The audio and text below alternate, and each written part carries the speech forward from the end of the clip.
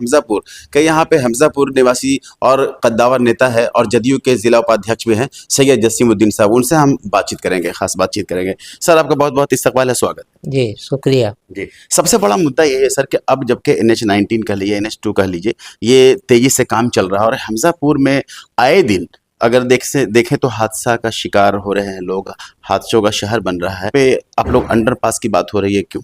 Fly over road तो यहाँ पर ज़रूरत था लेकिन नहीं हुआ, चलिए ठीक है नहीं हुआ, तो अंदर पासवे रोड जो है होना चाहिए इस तरफ से उस तरफ जाने का। चौड़ीकरण हो जाने के बाद इस तरफ से उस तरफ आदमी कैसे जाएगा, एक बड़ा मसला है। दूसरी बात यह है कि आपने बना दिया कि इमामगंज रोड के नज़दीक जो है चौराहा, उसको तो आप बंद कर दीजिएगा, नहीं तो एक्सीडेंट हो जाएगा। अब यहाँ का आदमी 2 किलोमीटर आगे जाएगा अकौना बैदा, तब वहाँ से घूमेगा। ये जानिब समझ लिए कि दक्षिण वाले लोग और उत्तर के लोग जो है यहाँ से जाएंगे शेरघाटी, तब शेरघाटी 2 किलोमीटर जाने के बाद फिर वहाँ से वो घूमेंगे और घूम करके हमजापुर आवेंगे या अनुमंडल। इमामगंज का जो ये अभी कट है, इमामगंज मोड़ जिसको कहते हैं, वो तो बंद ही हो जाएगा, बंद हो जाएगा, वो बंद हो जाएगा। तो इतनी बड़ी कठिनाई है तो कम से कम इस पर गवर्नमेंट को संज्ञान लेना चाहिए। और हमने इस चीज़ के लिए नेतागण लोग को हमने अवगत भी कराया है।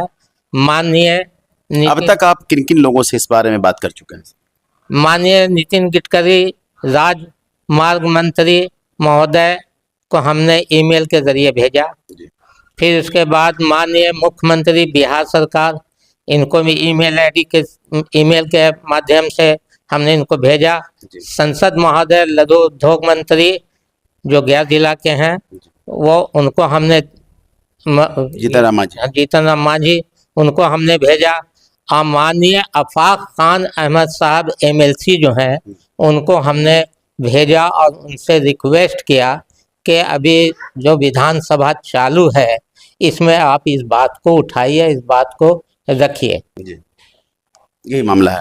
देखिए, शेरघाटी से अगर हम बात करें तो हमजापुर की एक बड़ी आबादी है और हमजापुर के लोग एक अंडरपास की बात कर रहे हैं जो अनुमंडल कार्यालय के सामने बनाने की बात हो रही है। और कहीं ना कहीं अगर आप देखें तो इमामगंज मोड़ जिसको कहते हैं, अगर इमामगंज मोड़ के पास जो कट है या जो रास्ता है वो बंद हो जाएगा आने वाले भविष्य में। आपने तो ये लिख दिया, अब क्या आप लोग का क्या इसके बाद प्लान है, क्या आगे सोच रहे हैं? देखिए, आगे इस बात को हम 2 साल से उठाने लगा था। हमने हर चौराहे पर होल्डिंग भी हमने लिखा था, दिया था, और सूचना इस तरीके से हम सारे पदाधिकारियों को देते हुए चले आ रहे हैं। हमने विगत आपको कहा कि कमिश्नर साहब को भी इसी हमने सूचना दिया, उनसे भी हमने कहा था, मीटिंग में ये बात उठाई थी। अगर सरकार को इस तरफ हम अवगत करा रहे हैं, नहीं शांतिपूर्वक धरना पर बैठेंगे अनुमंडल कार्यालय में। धरना भी देंगे इसके लिए? हाँ देंगे। मतलब इतना आप इसको कह रहे हैं कि अंडरपास इतनी जरूरी है, क्योंकि ये अगर ये अंडरपास नहीं हुआ तो कहीं ना कहीं हादसा होता ही रहेगा। अरे बहुत बड़ा हादसा यहाँ हो जाएगा। ये अनुमंडल कार्यालय है, ये सब तमाम से लोग यहाँ जो है भीड़ भाड़ की जगह है।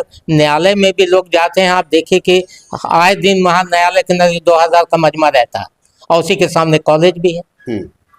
ऐसे परिस्थिति में आप तो खुद ही इलाके के रहने वाले हैं, आप खुद इस बात को देख रहे हैं क्या होगा ऐसे परिस्थिति में, कैसे हालत में क्या होगा।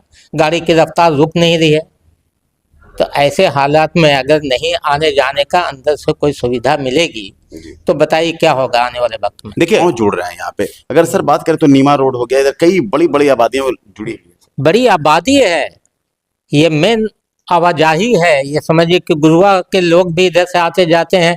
ये बड़ा बता तो रहे कि आज दिन ये भीड़ भाड़ की जगह है कि यहाँ पे ये जो लेटर है ये भेजा गया है सीधा उद्योग मंत्री और आप कहें बिहार, अगर बिहार के उद्योग मंत्री केंद्रीय उद्योग मंत्री और गया के सांसद श्री जीतन राम मांझी को लेटर भी दिया गया है, आप दिखा भी रहे हैं, और माननीय मुख्यमंत्री को भी पत्र के माध्यम से दिया गया है। गुवाहाटी से अगर हम बात करें तो हमजापुर की एक बड़ी आबादी है और हमजापुर के लोग एक अंडरपास की बात कर रहे हैं जो अनुमंडल कार्यालय के सामने बनाने की बात हो रही है। और कहीं ना कहीं अगर आप देखें तो इमामगंज मोड़ जिसको कहते हैं, अगर इमामगंज मोड़ के पास जो कट है या जो रास्ता है वो बंद हो जाएगा। अब तक आप किन किन लोगों से इस बारे में बात कर चुके हैं? माननीय नितिन गडकरी राजमार्ग मंत्री महोदय को हमने ईमेल के जरिए भेजा। फिर उसके बाद माननीय मुख्यमंत्री बिहार सरकार, इनको भी ईमेल के माध्यम से हमने इनको भेजा। संसद महोदय लघु उद्योग मंत्री जो गया जिला के हैं वो उनको हमने जीतन राम मांझी उनको हमने भेजा। और माननीय आफाक खान अहमद साहब MLC जो हैं उनको हमने भेजा और उनसे रिक्वेस्ट किया कि अभी जो विधानसभा चालू है इसमें आप इस बात को उठाइए, इस बात को रखिए। राजस्व मंत्री जो है बिहार के विजय सिन्हा जी देख रहे हैं जनता दरबार लगा, हमास के CEO अरशद मदनी को तत्काल प्रभाव से बोला गया कि पावर को सीज किया जाए। क्या कहना चाहें अरशद मदनी? उनको वहां पे तत्काल प्रभाव से पावर सीज करने को आदेश दिया गया था विजय सिन्हा जी के द्वारा जो राजस्व मंत्री है, लेकिन अब फिर वो हमस में ज्वाइन कर चुके हैं, ऑफिस में ज्वाइन कर चुके हैं। तो क्या समझा जाए सर? एक तरफ पावर सीज और दूसरी तरफ फिर वो हमस में ज्वाइन कर लिए हैं। ईमानदार पदाधिकारी हैं, आदेश हो गया उनको। कैसे आदेश हुआ? कुछ मतलब आदेश हो गया कि जाइए आप वहाँ काम कीजिए। पावर सीज की बात क्यों? पावर सीज यही गलत है। अब आपका क्वेश्चन ही जो है वो गलत है। अरे सवाल पैदा, देखिए एक बात आप समझ लीजिए, किसी आदमी पर, किसी पदाधिकारी पर कोई आरोप लगाता है तो लगा दिया, हो गया, प्रूफ करना पड़ेगा, साबित प्रूफ करना पड़ेगा। प्रूफ नहीं हुआ, अरे भाई प्रूफ नहीं हुआ। देखिए सरकारी कामकाज में तो दखल नहीं देना चाहिए, लेकिन इतना तो जरूर कहेंगे अरशद मदनी जो है वो ऑनेस्ट आदमी है, ईमानदार आदमी। ईमानदार कैसे हैं सर? उन पर कई तरह के आरोप लगे हुए। देखिए आरोप लग जाना वो अलग सी बात है, आरोप का सिद्ध होना असल बात है। तो जो आरोप लगा रहा वही तो आरोप मंत्री जी पे भी लगा रहा। वो मंत्री जी को कह रहा कि कोई काम में नहीं होगा, मंत्री जी जो है सो ऐसी फॉर्मेलिटी के लिए हो रहा पड़े कि 2-4 करोड़ का वो लेन देन का मामला, कोई जमीन का मामला है इन लोग दोनों के बीच में जी। और दोनों बाई कास्ट राजपूत हैं जी। और उसके बाद क्या भाई कि ये छिपा के रजिस्ट्री हो गए, रोड नहीं दिखाया गया, ऐसे हुआ वैसे हो, फलाना किया। 25,000 का। अब वो आदमी एक छोटे से पैसे का आरोप लगा कि हमसे 25,000 रुपया मांग रहे थे CEO साहब।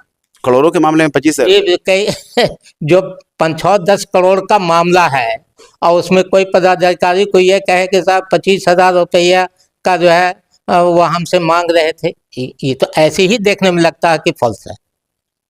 फॉल्स है। और वहाँ पे ये भी देखा गया कि रामाधार सिंह के साथ भी वहाँ पे उनको निकाला गया कि भाई भू माफिया है, नारे लगे, उनको भी निकाल दिया गया। बताइए। अरे देखिए अब सवाल पैदा है कि इस मैटर पर हम आपसे क्या बोलें।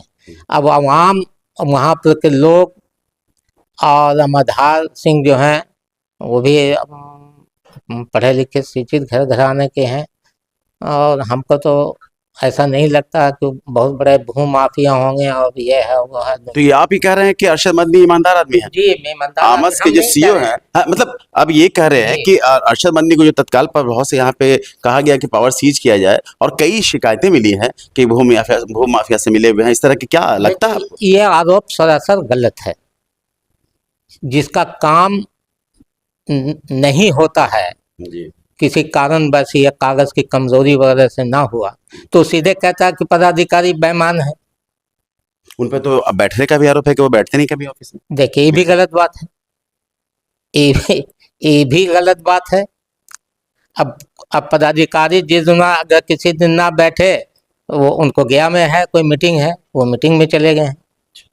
तो देखिए आवाम जो है वो करती क्या है कि वो चाहती है कि जो हम बात कह रहे हैं वो 100% जो है बिल्कुल सही है और जो कह रहे हैं वो मेरा फौरन तुरंत हो जाना चाहिए। कहीं ऐसा होता है? ऐसा नहीं होता। नहीं, कहीं कभी किस नहीं होता कि आप गए आपका तुरंत काम हो गया हो। अरे भाई, कागज पत्र का मामला, जगह जमीन का मामला है, जायदाद का मामला है, इस पर छानबीन, इस पर और सारी बातें होती है, तो इसमें तो विलम्ब होता है, देर होता ही है।